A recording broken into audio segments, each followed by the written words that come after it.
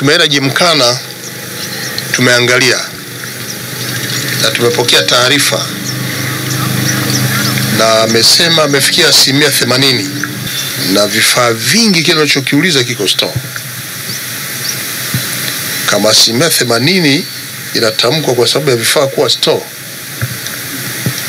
barake amenunua vitu vingi kufikia hatua hiyo. Hili jambo ni la dharura.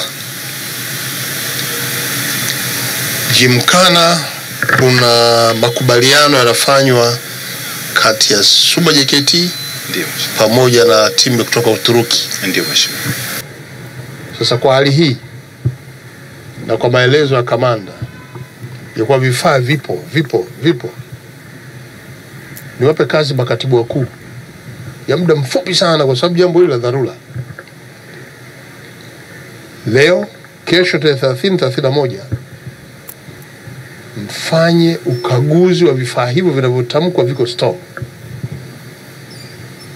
Na kwa kuwa jambo hili kiutendaji liko kwenu, mlete taarifa inayoeleza uwepo wa vifaa vyenyewe na kazi yenyewe utakapoanza na kukamilika katika kipindi kifupi, ili kufikia mwezi Aprili mwishoni hiyo 80% tu tunaiona kwa macho.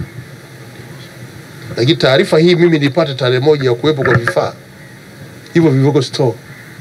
Yaani kesho kutwa tu hapa saa 4 asubuhi mimi nipate taarifa. Kwa hiyo katibu mkuu Wizara ya Fedha, katibu mkuu Wizara ya Michezo, Utamaduni, Wizara ya Fedha, na katibu mkuu wa TFF tutaenda kumjulisha katibu mkuu au mkurugenzi wa miundombinu, naye aingie aje kujiridhisha hali hii.